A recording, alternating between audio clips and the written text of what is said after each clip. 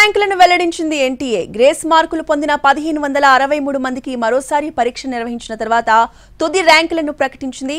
రెండోసారి పరీక్ష నిర్వహించగా 1563 మందిలో కేవలం 813 మంది విద్యార్థులు మాత్రమే పరీక్ష రాశారు.